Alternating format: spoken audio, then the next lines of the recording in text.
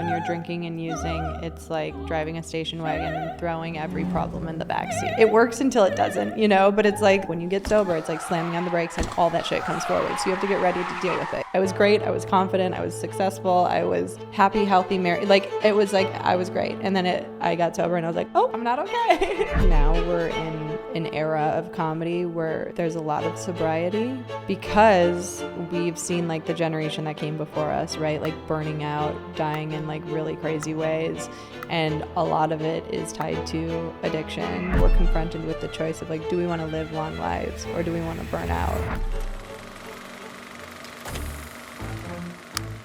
Brittany Schmitt, welcome to my podcast. Thank you for having me. So happy to be here. Yeah, this should be fun. So you're on tour now. I'm on tour right now. And what shows are remaining? So I have Phoenix tonight, and then I have DC, and then I have, what do I have? Chicago, Milwaukee, Appleton, and then I'm done. Okay, cool. Yeah. So I guess before we jump into things, for people who don't know who you are, can you give a brief background about who you are and what you do? Sure, yeah. I'm a comedian. I've been a comedian professionally only for actually 4 years, which is kind of crazy. Prior to that, I worked in advertising and recruitment, and I have a podcast, and I've written a book, and yeah, I've just been pouring my energy into being creative for the last couple of years, which has been a nice change. Wow. So what made you switch out of advertising? So when I worked in advertising, I started as a copywriter intern, and I would always present my ideas to the client, and they would be like, no, no, no. And I would be like, I think it's fucking great. You know, I was like, I think these ideas are great. And so I knew I couldn't be a creative in the capacity of somebody who was told what they could and couldn't do. Mm-hmm.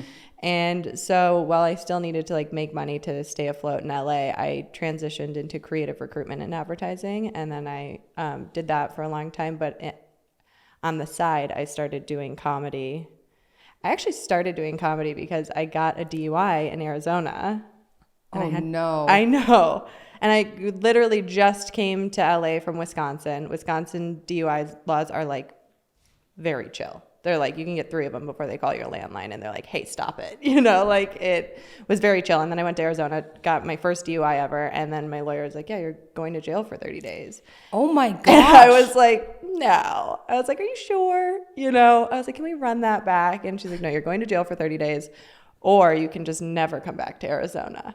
And I was like, I could do that. Like, I don't think I ever need to come back here. And then like a little voice in my head said, you're going to need to come back here for work. You have to go to jail. And so. Holy shit. Yeah, I went to jail, but I was so depressed during that time. I was a pretty bad alcoholic, and I wasn't accepting of that. So I was so depressed, and I was working at an ad agency, and the guy that I sat across from at the agency, he was quitting quitting advertising to go do comedy full time. And I was in a bad place, and he's like, listen, comedy is just like therapy, except it's free. He's like, you're really funny. You should try this. So that's actually how I got into comedy. Wow. And then I did it. And the first time I ever did it, I was like, oh, this is what I was born to do. And it was probably the best night of my life.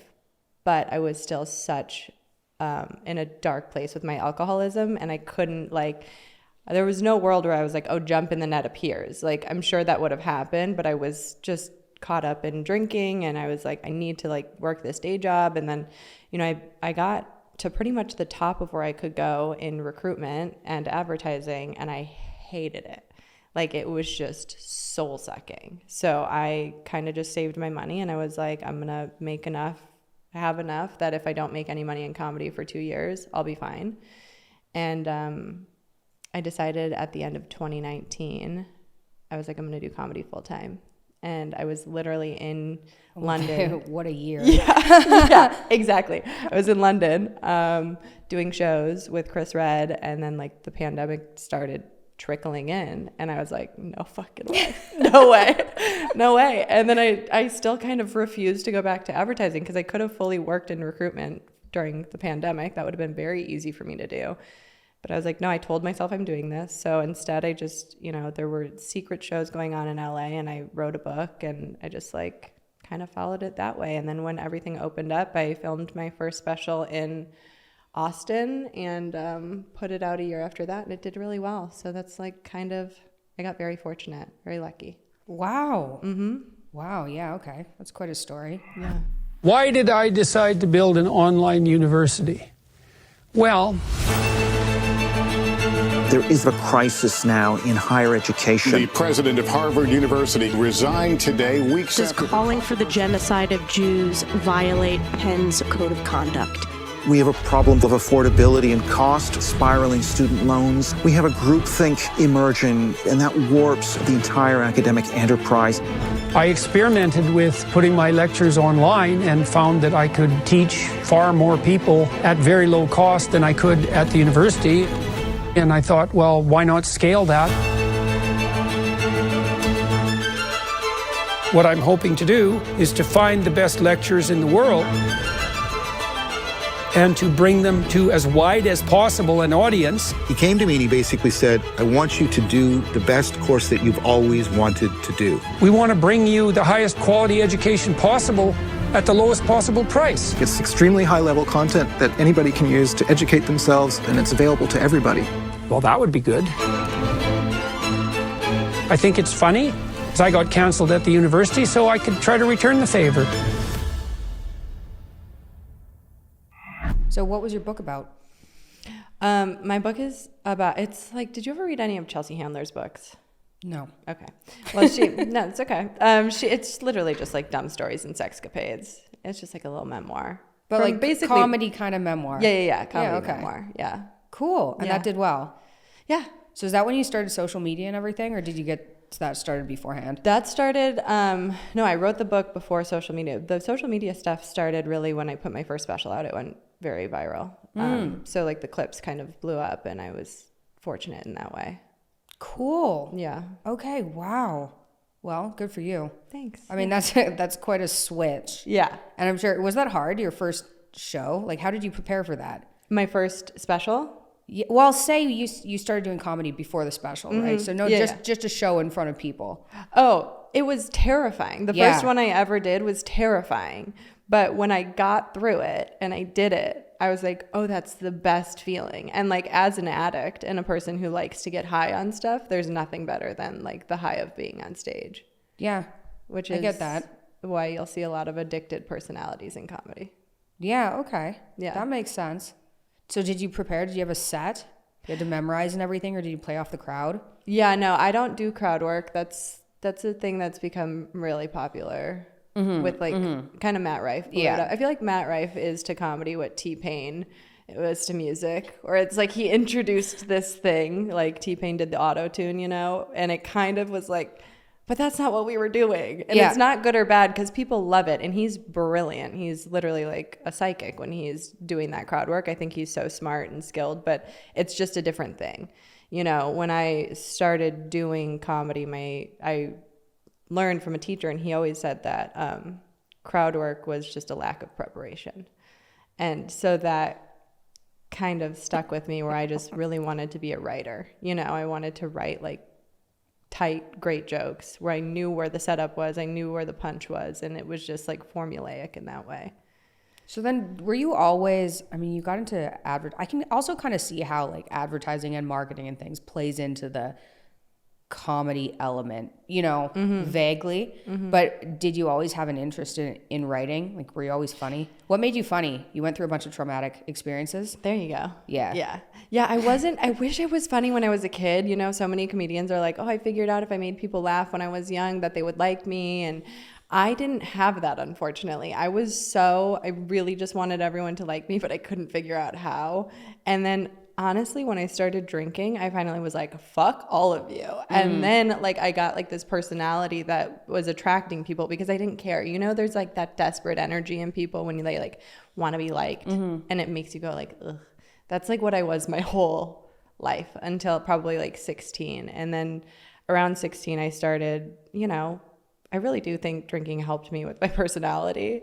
And then it, you know, started killing me, but it did some good and some bad. I can see that. I got rid of anxiety. Yeah. And like inhibition and everything. Yeah, and like that just like deep want to be liked. I was just like, oh, I don't need to be liked. I'm okay. Interesting. Yeah. That makes sense. What did you think of the Tony Hinchcliffe roast?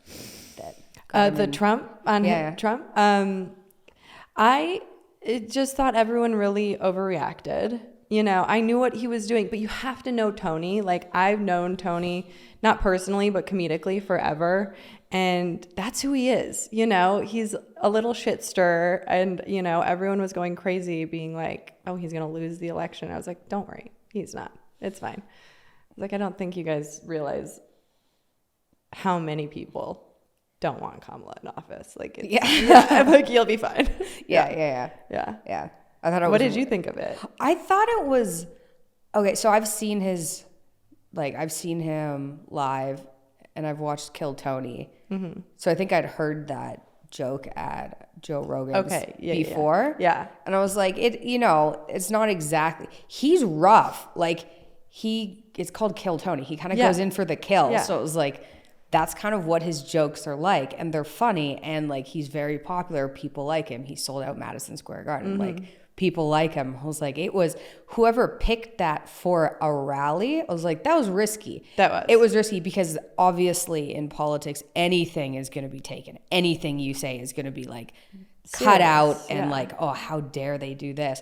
But I mean, I don't know. I thought it was entertaining, I suppose. I mean, listen, yeah, you do have to, and that's the thing is a lot of people don't have a sense of humor about politics, especially. Yeah. Like, people are so serious about it. So it's like, yeah, maybe that wasn't the right venue for him. But, but you live and you learn. Didn't do anything anyway. Yeah, no, exactly. Yeah, he skated through that. Yeah. So what's it like?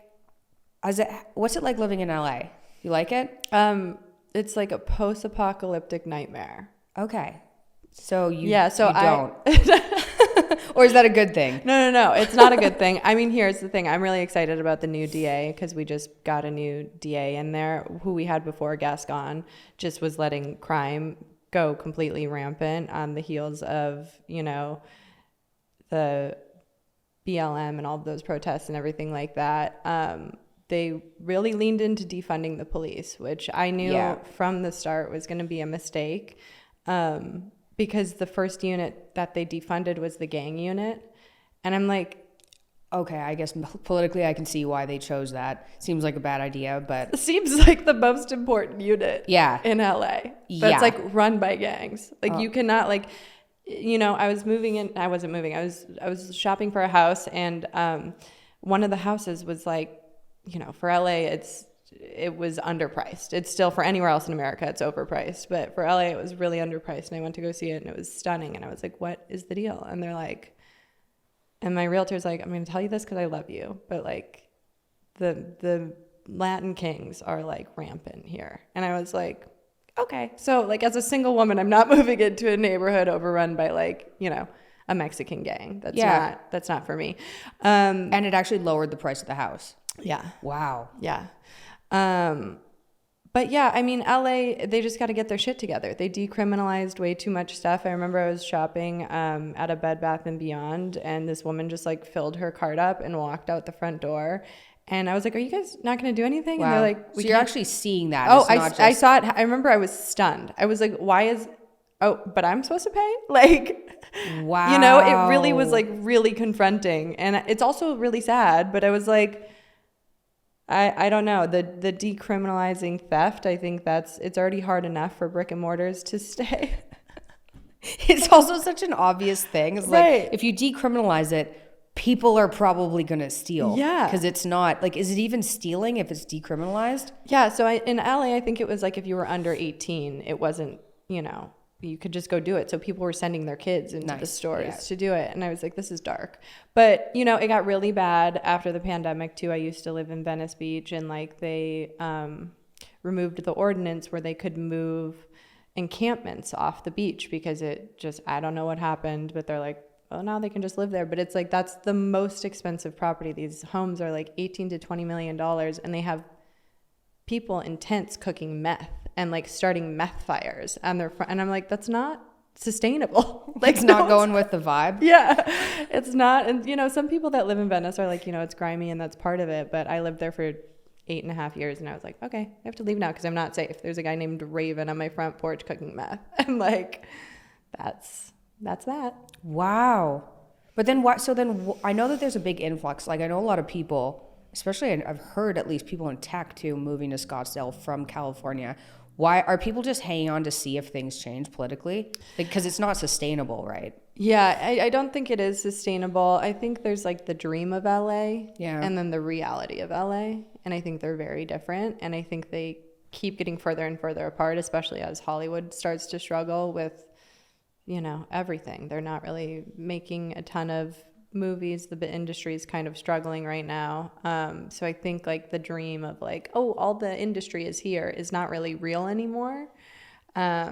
I love LA because I love the weather, and I live in Beverly Hills, so I'm like I'm in a like little protected bubble because they have their own police. It's very safe. Like there's nothing crazy going on, and as like a single woman, I just need to feel safe. So I'm in a pocket where I do feel safe, and I'm from Wisconsin, and I would never go back there. So like I don't know where my next move would be. But I was driving around here and I was like, this is nice. Like, this is really nice. Yeah. We moved from Miami last year, and we looked at, because California weather is just, I don't know. There's like nothing better than that. And here it is hot in the summer. And you kind of adapt. You actually kind of adapt to it, but no one really adapts to 115, 120 degree heat. Yeah. So it was like, okay, there's like 4 uncomfortable months. But I'm from Canada, and it was like, there's like 6 uncomfortable months there. Cold, and it's, at least there's sun here. Yeah. But I was wandering around Beverly Hills, and I was like, this is nice. But as soon as you go outside it, it's like, ooh. Yeah. Maybe not. Yeah. Beverly Hills, though, is this like tiny little haven. Hills, yeah. It's nice, but there's also no culture there. You know, it's very, it's a lot of the same. It's a lot of just Persian Jews, and like there's not a lot. There's like shopping and good food, and there's not a lot else. Yeah. But I consider New York too, but it's cold and I don't know. New York, stressful. I just feel like is soul sucking. Like I go there and the energy's crazy. Everyone's so angry. I'm like, at least in LA, everyone's on antidepressants, and they're just like la-di-da-di-da, you know. And New York people are like actually mad. Yeah, I see that. I feel like people in Toronto are like that too, to a lesser degree. Yeah. So then when you're performing, I know like a number of your jokes and sets are pretty personal. Was it hard to start doing that? Like, I guess the question would be like, is it harder to be vulnerable on stage? Well, yes and no. I would say no, because all I know is my lived experience. So it's all I really can talk about honestly. So that's like my way in. Yes, it's harder when I'm like, here's my soul, and then they don't laugh or they don't think it's funny. Or like, so my mom, when she committed suicide, I tried to start making jokes about it before I was ready. And I have to, you know what I mean? Like, here's the thing about crowds is they're really smart. They're smarter than we give them credit for. And they know if you're okay. So if you're talking about something and you're not okay yet, they can feel that. You have to be okay, and you have to say it from like a place of power. But I remember I did it both with my mom's suicide and with my divorce. I tried to get on stage and be like, ha ha ha ha, and I'm like, but they're like, oh, she's not okay. And that's when it's devastating. But those are the times where I've been like, okay, I just need to take like a month or 2 off and go like take care of myself, because I'm not ready for this right now. Yeah. I'm sorry to hear that. That's a lot to handle. Yeah. It was. Yeah, she killed herself 3 days before my wedding. But it was honestly, it had to happen. Like she had borderline personality disorder and schizoid at the end. And she was, that is so heartbreaking. Yeah. And she was miserable. Like I never knew somebody who's been unhappy every day of their life except for my mom. So it was like, you know, we were estranged then, but like now that she's gone, we're very close. So. That's hard. Mental illness is like, I get that. It's just, and I feel like too, we're more aware of it now. We're so fortunate to be more aware of it and paying attention to it. But our parents' generation, especially from like where I'm from, like small town Wisconsin, they just like, they ignored it or they drank about it. And that was the only 2 options, you know? So, you know, her family just kind of her whole life I was like, hey guys, she's not okay, are we gonna do anything about this? And they're like, dang, it's just Gail being Gail, you know. And I'm like, okay. And then when she died, I was the only one who wasn't surprised. Everyone was like shocked, and I was like, yeah, no, that's like how this was gonna end. Oh, man. Yeah. Yeah, that's rough. Yeah, it was hard. So you had that, divorce. Mm-hmm. How was that? And was that in the public eye? I mean, ish, you know. I remember actually, I don't remember how we started following each other on social media, but I remember one of the first things I saw from you was your announcement about your divorce. And I felt like so connected to you because I was like, oh my God, this just helped me so much, because it is so scary to like go through a divorce with people watching you. Yeah, I know. Making an announcement about a divorce is not it's like not something you expect to do. Yeah, it's not great. First of all, getting divorced is not something you expect to do. Oh, that's for sure. And then making an announcement and then having people's opinions about it. I remember, so I didn't announce mine for a long time. Neither did I. Yeah, because it's like you have to heal before you're going to like open the floodgates of everyone else's opinion about what you're going through. And I probably didn't heal enough. I did what I could, but at a certain point, it was like I was dating other people, and like people then started like gossiping about, you know, what is she, you know, and so I was like, okay, I have to say that I'm divorced. And yeah, that fucking sucked. Like, he and I are still really good friends. It just, like, you know, it wasn't working, and there's nothing worse than that. Just to love somebody and be like, we have to go separate ways is so hard. But I remember I just am so grateful that I saw you do what you did with so much grace, because I was like, okay, there's like a high road to take here. We don't have to like get in the weeds of like what went down. We can just leave with our dignity, you know? Yeah. So I appreciate you for that. Thank you. Yeah. Yeah. That's shitty. It sucks. I know. You have such a like nice, I don't know about you. I don't even know why I had this. I guess every little kid has this like view of how their life is going to go. Yeah. And you're like, when I'm this old, this will happen. Mm-hmm. When I'm this old, this will happen. Mm-hmm. And there's certain things that'll never happen because I'm not that type of person, type of thing. And that's just wrong. That's just, yeah. I mean, that's also a child's thought, right? Yeah. You know, it's like, when I got married, I was like, I'm never getting divorced. Like, my parents had the most acrimonious divorce. They spent 8 years divorcing. They lost everything. Like, they had a ton going into it. And then at the end, they both had next to nothing.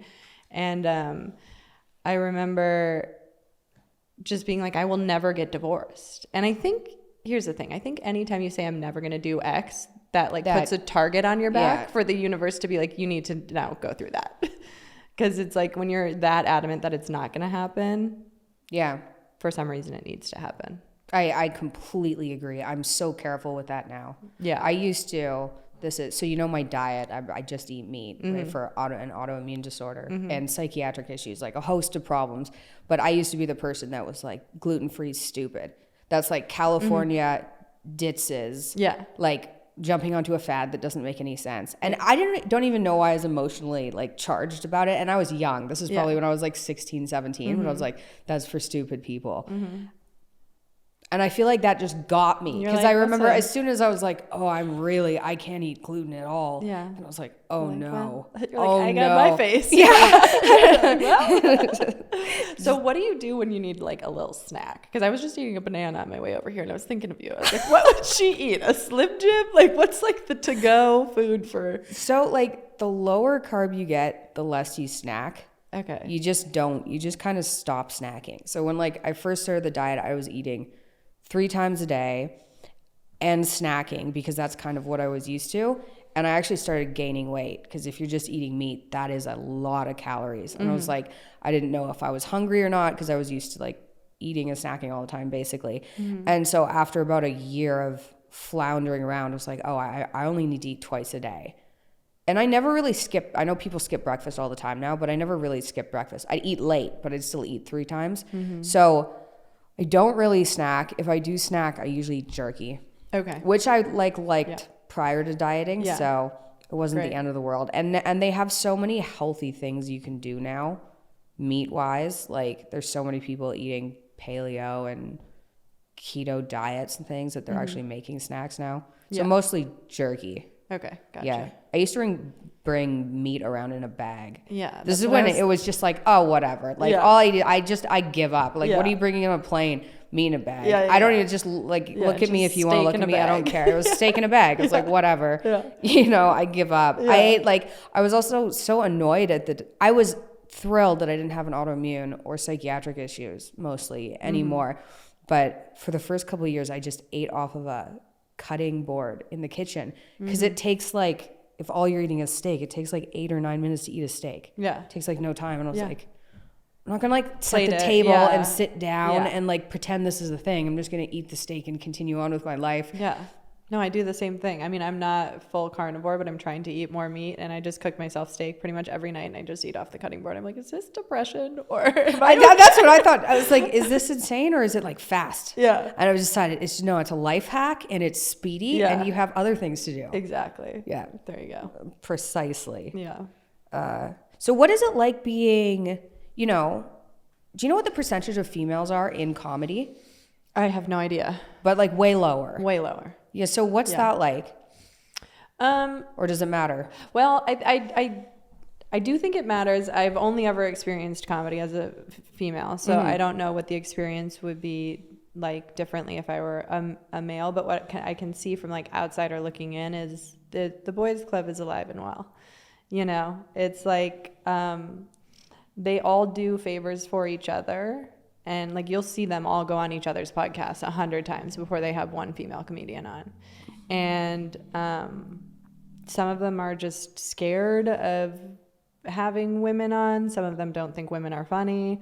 That's the main piece of feedback that any female comedian will get, which is women aren't funny. Women have never been funny, will never be funny. And I just have to remember it's just an incel in his basement commenting that, you know what I mean? I'm like, and how funny are you, Chad, in your mom's basement? You don't seem like a blast either. But I think being a woman, it's hard. In the beginning when I was doing it and I was drinking and I was partying and I was kind of treating it different, I was doing it wrong, and guys will take advantage of a sloppy girl at the party, you know what I mean? It's kind of the same thing. But when I came back and I was sober and I was married, it was so much better because it was if you don't like my comedy, we don't have to talk, you know what I mean? There's no you're not hitting on me, you're not going to get something out of me. So yeah, guys, more earlier, when I started in 2013 or 2012, guys were worse, but now it's they're my peers and we have mutual respect for each other. But still not a ton of favors are being done. So that makes sense. What was your journey to getting sober? Are you still sober? Yeah, I'm still sober. So I was just an alcoholic my whole life. It was kind of the crux of my relationship with my mom, right? So my dad drinks a lot, and my mom called him an alcoholic, and she always just said you're going to be an alcoholic just like your dad. That was the thing. And so because my mom and I didn't get along, I drank at my mom. When I first started drinking, I was like, I'll fucking show you an alcoholic, so I was drinking at her, to spite her, because she was such a kind of negative force in my life. And then I also liked it. I also really enjoyed it. And I, partied for years. And then when I got to LA, it really changed. I graduated Marquette in 2011 and I moved out here right afterwards. And, drinking in Milwaukee is just drinking.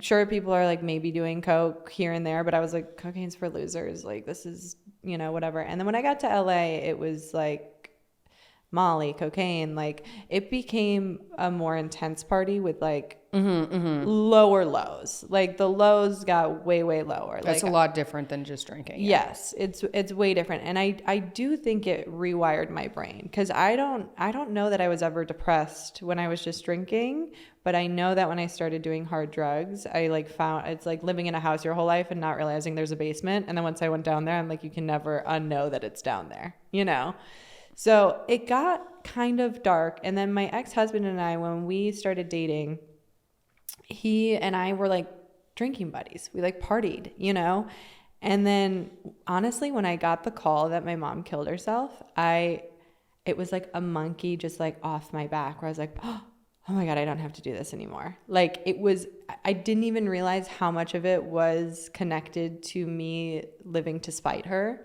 while killing myself. Oh my gosh. And so we were going away for our wedding in Nicaragua, and all of our friends were coming, and our, you know, close family.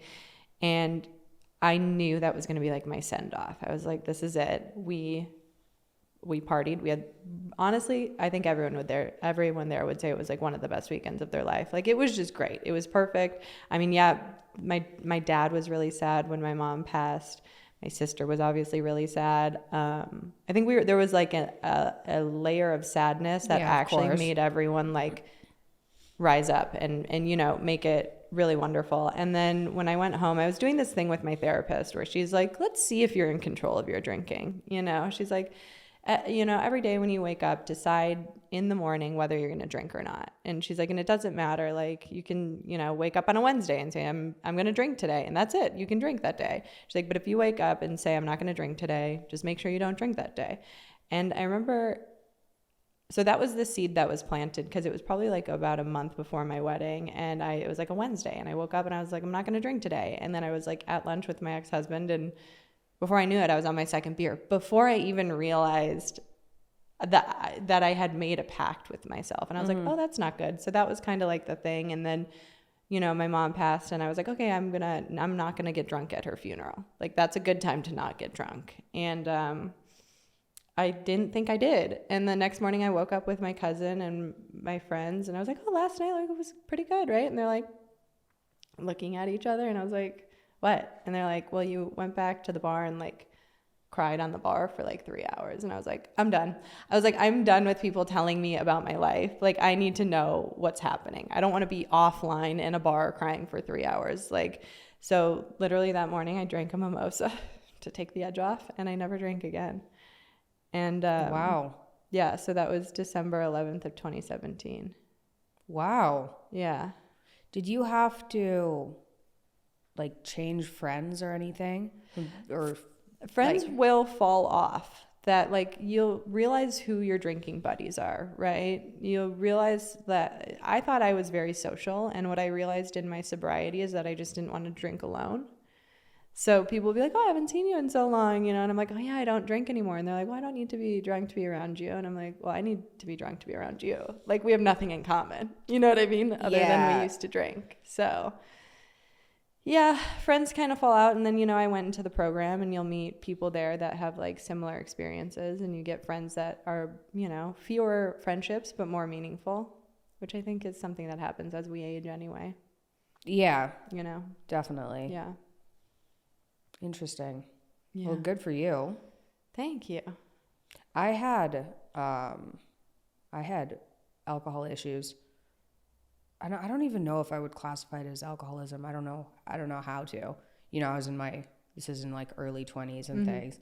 But I started drinking pretty young because I was miserably depressed. And it was like, I had a bit of alcohol, and I was like, oh my gosh, the cloud is gone. And I think that I knew my dad had quit drinking, but I knew it was a thing for him because my mom was always saying like he used to drink like heavily, and then he stopped when he was like 27 or something like that, or 28, and he just quit. And I was like, okay, so it's like, okay, I kind of had it like, it's okay that I'm drinking. This isn't like when I was a teenager too, and it made me feel so much better. I don't think I really slowed down until I got like the depression, like I got mentally better. I was definitely using it as a crutch. Yeah.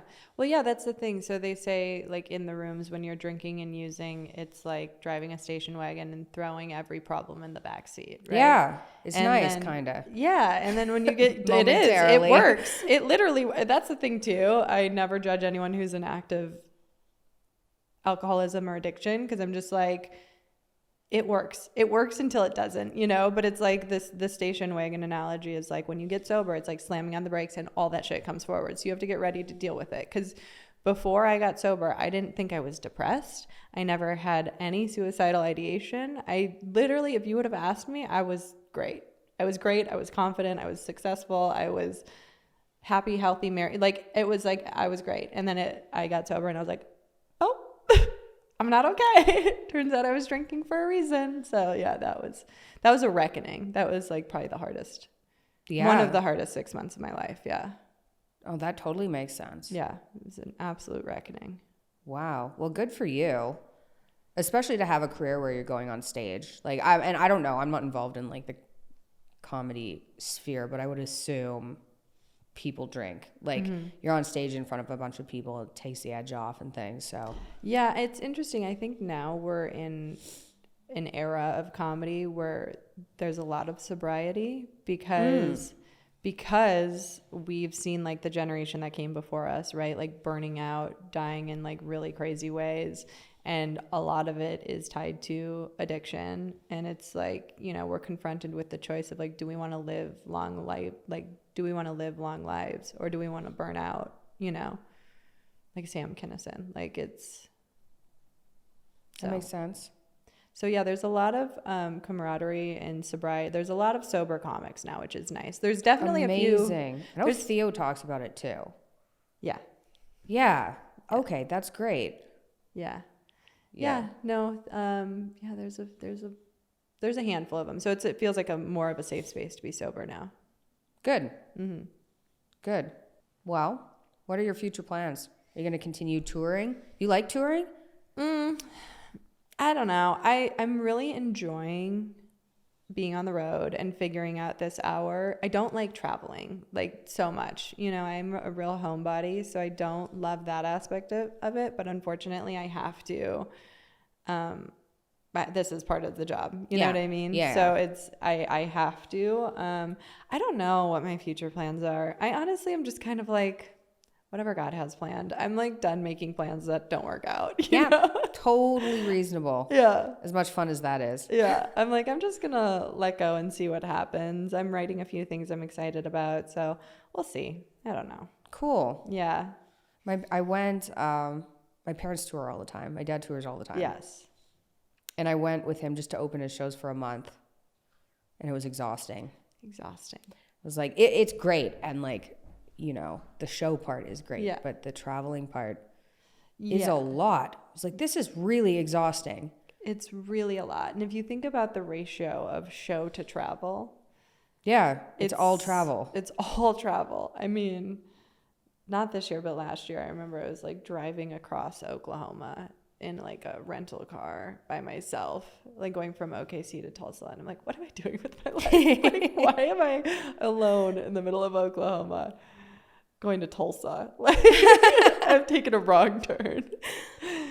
Oh, yeah. So, yeah, I don't know. I'm kind of just like, whatever the universe has planned for me, I'll do that. Yeah, that makes sense. Yeah. So then, like, how do you come up with ideas for your jokes? Is this just based on experiences you've gone through? Yeah, it's all lived experience. And then, you know, you have to like elaborate or add little lies to make it funny sometimes. Mm-hmm. But it's like if like the meat of something is funny, I'm like, oh, that'll be a joke, you know? Yeah. Like the other day I had a friend, I was at this friend's party and, you know, I'm dating now. I'm not seeing anyone exclusively, but I was talking to her business partner, and at the end of the party we didn't get each other's information, and I texted her. I was like, oh, he's cool, can you connect me with him? And she's like, who? And I was like, your business partner. And she's like, yeah, sure. She connects me with this guy, and we're like talking, and he's like, let's go to dinner. And I was like, totally. And I get to dinner, I get to Soho House, and I'm waiting for him, and this guy walks up to me. He's like, why do you look so surprised to see me? And I was like, who are you? No. I think I talked to him at the party for like 20 seconds. Oh, no. I was like, wait, what happened? So I then in that moment had to just be like, okay, I'm going to sit down and have dinner with this man. I'm not going to be like, not you, you know? So I'm like, I'll make that into a joke eventually. Okay. I still haven't told him, by the way. That is funny. Did you tell your friend? Yes. I was like, how did you fuck this up? And like, realistically, how did you fuck this up? I was talking to the other guy for 2 hours. I think that guy and I maybe said hi for like 20 seconds. Oh my gosh. She's like, bet you weren't specific enough. I have 2 business partners. I'm like, okay, well. Oh, that's funny. Yeah. So. Oh my gosh. So how do you think, just like switching topics, did you watch Trump on everybody's podcast, like Joe Rogan's, Theo Vaughn's, or any of the clips or anything? Or JD Vance?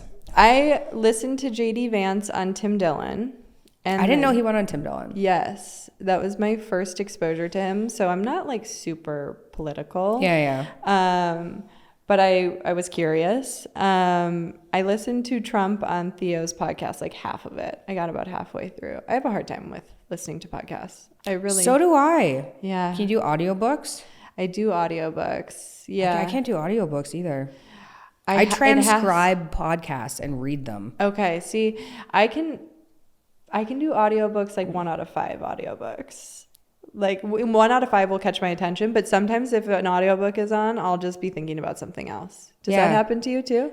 Yeah. Yeah. I was like, is it a brain problem? I don't know what it is. People are like, yeah, I can listen to audiobooks in like 2 times the speed. It's a really easy way to get information. Yeah. Like, I just instantly tune it out. Yeah. But I can read it. That's fine. Right. Yeah, no, I don't know what that is, but I always listen to Tim Dillon's podcast because I feel like that's kind of where I get my political point of view. I'm like, he kind of metabolizes everything in a way where I can like understand it, you know? But yeah, I listened to JD Vance on that one, and then I listened to Trump on Theo's. Yeah. Do you think that played a role? I think it played a role in like their eventual win. I think so. To a different audience. I think it would be silly to undermine the mob that is Theo Von's fans, Joe Rogan's fans. And also, I'll throw Shane Gillis and his podcast in there. They never had any of them on to interview, but they were very, very vocally pro-Trump the whole time. And I think the dogs, like, they're very loyal fans. So I think they're kind of like susceptible to taking on the opinion of the people they idolize. Mm-hmm. That makes sense. Yeah. Yeah, I think it was silly. Have you noticed, I guess, living in California, any change in media since the election? I know you're not super political. Yeah, no, I still try and like read. I don't know if it's California specifically. I think there was so much fear mongering around Trump's return. But that's something that I sort of try and look past. Like when the media's, I can tell when they're trying to scare me. Yeah. And I'm like, I'm not going to read this. You know, I'm not even going to give it a scroll because I can see the angle they're coming from and it's not objective. So I don't know how much, if the media's changed. I don't know. I know California is going to be, you know, eternally liberal. So I don't think a ton will change. But on the flip side of that, I will also say when I was walking around Beverly Hills, there was teenagers walking around with Trump flags. Is this after the election? Before. Oh, and really? And that's when I knew he was going to win because I was like, oh boy. I was like, if the kids in Beverly Hills want Trump, Trump's winning. But I think there's a real, you know, I think LA and California will always be liberal and I don't inherently have anything wrong with that except when it impedes everyone's safety. You know, it's like when we're going so far left that we're not safe and the taxpayers, you know, we're paying, you know, taxes out the ass. And like, I mean, out the ass, and you can't, you know, you don't feel safe in your neighborhood. That's like that's a problem. But I don't know what the media is up to. I'm not paying attention to them really. I'm paying attention to them a bit more. Yeah. I think people are getting, you know, there's a little bit of a sentiment that people are sick of the like far left. Yeah. I don't think people are even going to go like ultra. I don't even think so. I went to a couple of rallies, I guess. I went to one rally. I'd never been to a rally. I'm also Canadian. Yeah. But so like went to one rally and I went to one Tucker Carlson show and I was just like, wow, this is crazy. Yeah. Just to like see what it was like. I didn't even get the vibe from people there that they're hyper conservative. Like, I don't think, at least the people who swing conservative that I know, their beliefs aren't conservative like I used to think a conservative was 10 years ago. Mm-hmm. Like, I went to like the show with Tucker had Russell Brand on stage with like no shoes on, cross-legged. Mm-hmm. And it was just the weirdest combination of people. It was a bunch of like, it was pretty much middle-aged women, like a lot of women watching like a conservative and a hippie talk on stage. It was just I don't know what's going on. It was What the was that weirdest conversation like? Really open. Yeah. It I think coming from a more liberal background, I always had this view of conservatives like they were conservative. So like not as open, kind of stuffy, pretty rigid, like that type of thing. And so watching a conversation with Russell, who's like I don't know, he's one of the most open people on the planet. Like he's I don't know even how you would describe him, like hippie-ish, like just out there. And talking to a conservative, it was weird. It was like a couple of universes collided and it just popped up into this reality. Did it feel like anywhere they were meeting in the middle on stuff and agreed on Oh, things? yeah. Yeah. See, definitely. That's definitely. what I'm picking up on is we're melding more into like, I know it can feel very separate, but I do feel like most people that I talk to are melding more into the middle. You know? I think so too. Yeah. Where it's like, you know, even my dad, who's hardcore conservative, like his whole life. And, you know, he had really rigid beliefs about certain things that he no longer holds. And part of it's probably from raising 2 daughters. But, you know, he was very homophobic and anti-abortion and racist. And like there's like all of those things I kind of associated with being super conservative. But I think everyone's kind of just coming more to the middle. And like I see it literally with my dad where he's like women should have rights to their own bodies. Like that's not the problem. He's like the problem is like the country's in shambles, you know, and we're spending we're spending too much money overseas and there's trillions of dollars going to Ukraine. You know what I mean? So it's like I think everyone's kind of starting to get closer to having the same beliefs even if they don't know it. Yeah, I agree. Yeah. Maybe COVID was so random for people and things got so dicey and unstable that they're like, okay, what do we really care about? Right. These things. Yes. People are looting cities where we live. Yeah. We don't like that. Nobody likes that. Right. Yeah. Yeah. Yeah, I completely agree. Where can people find you online if they want to follow you? And where are your specials available and where can people get your book? Okay, so my book's on Amazon. It's called Stop Talking About Sex and Other Advice I Didn't Take. And then my first special is on Hulu. That one's called From Hoe to Housewife. My second special is on YouTube. That one's called Horny. And I think that's it. I'm on Instagram at Brittany Schmitt. It's SCHMITT. No D. I took all of those in college. And people always spell it wrong. I had to come up with something. That's not bad. Yeah. So that's where I'm there on TikTok and Instagram, and it's really not me. It's my social media manager.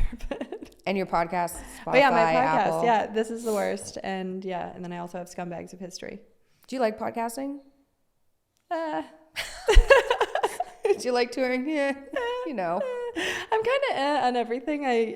I'm grateful that I can make money just like yapping, but also sometimes I feel overexposed. You know what I mean? Like I'll do you ever have that? Well, I don't go out a lot. Like, so maybe because you're like out and about and on tour and meeting people, it's different. I'm pretty like, I don't go out a lot, so I don't really feel overexposed, I think. When I was going out more, it probably felt different, but now I'm just like in a house. But I think, I get it. I think more overexposed in like, I'm like, ooh, should I have said that? Ooh, who's going to be, you know, there's just like always an angry mob behind every door. Yeah. Okay. That's fair. That's what I'm saying, where I'm like, even on this podcast, I'm like so excited to be here, but I'm like, ooh, can I say that? Ooh, can I say that? You know what I mean? Like everything I say, because I've just had so many people get mad at me for saying stuff that I'm like, why would I podcast if I can't have a voice? If I'm like not allowed to have a voice, you know what I mean? Who cares about those people? I know. But those are the people you don't have to worry about in their basement. Yeah. Being angry at anybody who has any sort of success. Yeah. Yeah. Yeah. So, yeah. And also, you know, the podcast I do with Brittany Furlan is like a dating podcast, but she's married. So it's just my dating life. I'm like, this is nice. This is nice. So yeah, that's how I mean overexposed, but we'll see. Okay. We'll see if I keep doing it. That's fair. Yeah. Well, good luck with everything. Good luck Thank with you. your shows. Thank you so much for coming on.